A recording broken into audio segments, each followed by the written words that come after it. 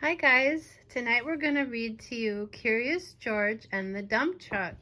This is George. He lived with his friend, the man with the yellow hat. He was a good little monkey and always very curious.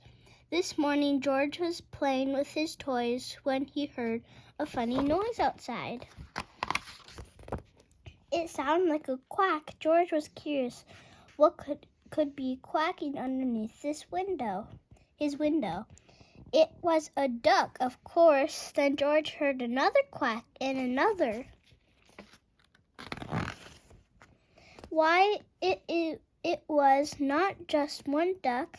It was a mother duck and 5 small ducklings. Ducklings were something new to George. How funny they were. He watched the ducklings waddle after their mother. Where were they going? George was not curious for long. Soon he was waddling after Mother Duck too.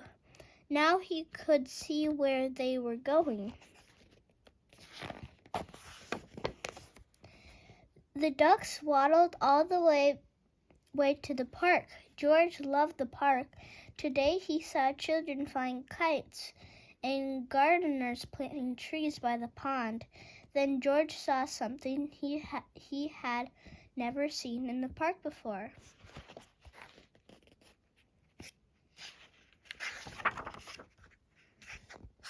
It was a dump truck. It was big. In fact, George was not even as tall as one wheel. George forgot all about the ducklings and stopped to look. It would be fun to sit in such a big truck, thought George. No one was inside the truck and the window was wide open. George could not resist.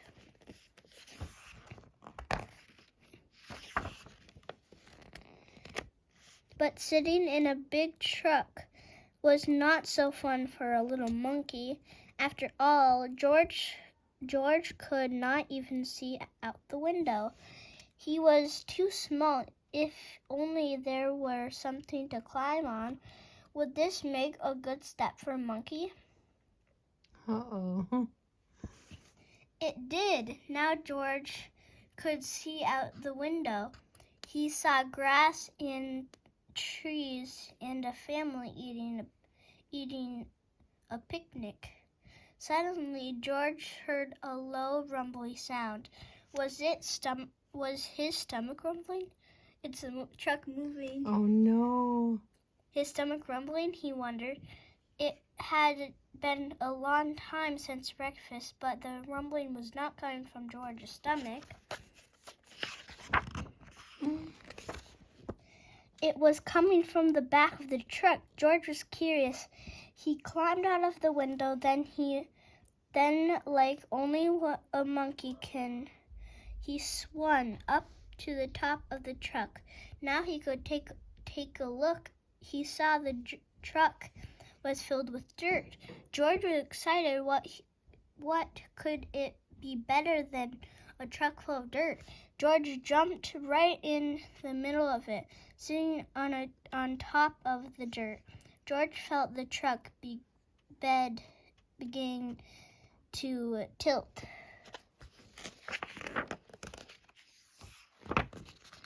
It tilted higher and higher. The dirt began to slide. It was sliding right into the pond, and George slid with it. George was having fun, but the pile in the pond got bigger and bigger and bigger. Uh-oh. Oh, you got one more? Oh. And soon the fun was gone.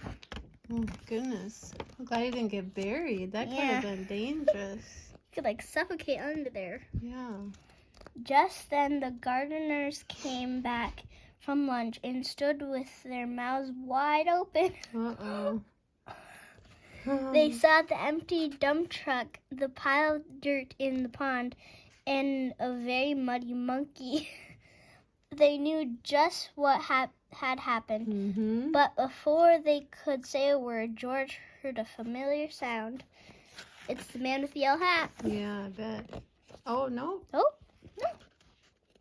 He heard more quacking. The gardeners heard it too. Oh, they're in dirt. Now they have an island to sit on. Then they heard people laughing. Did you lose your spot?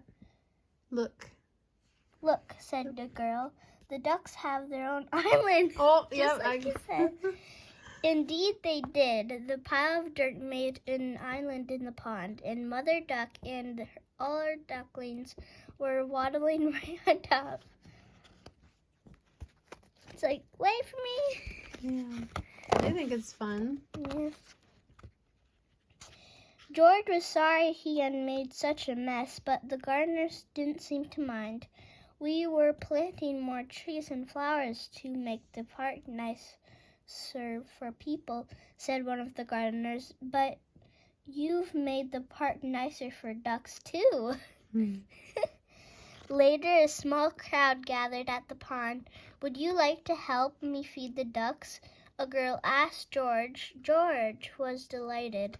Soon, everyone was enjoying the park more than ever before, including the ducks, who were the happiest of all in the new home.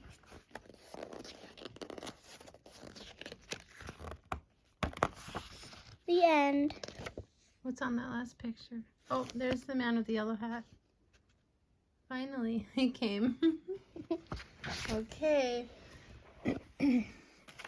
Now, we're going to read out of our Jesus Calling Bible Storybook. What's our story tonight? God's friend. Abram follows God. Waiting is really a hard thing to do. When people want something or need something, they think, hurry, hurry. It's easy to get tired of waiting.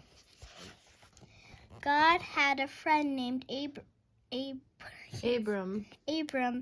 And he told Abram to move a land called Canaan. He also said, Abram. Well, I have a wonderful plan, and your family is a very important part of the plan. Through you, all the families on earth will be blessed. Follow me and trust me. Abram knew that God would take care of them, so he and his wife packed their bags, and followed God all the way to Canaan.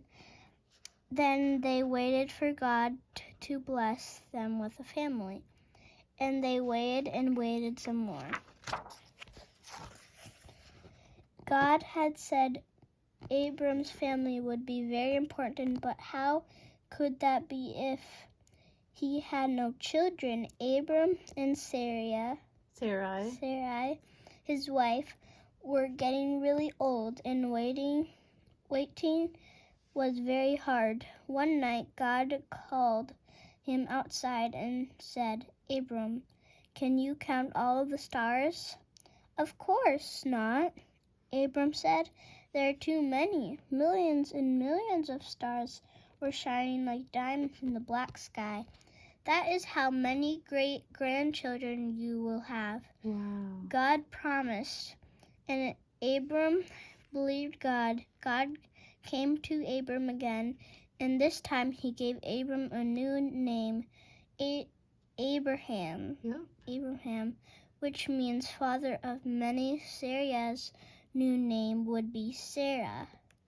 And God, soon you and Sarah will have a son.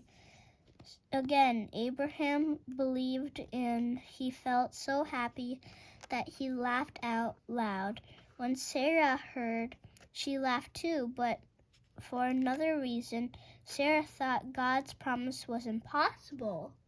God can do anything. Yeah.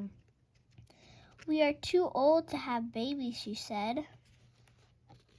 Jesus calling.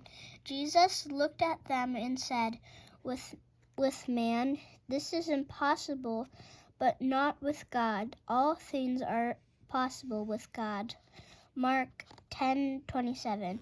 Believe in me, trust me, and I will show you how much I can do, even when things seem impossible.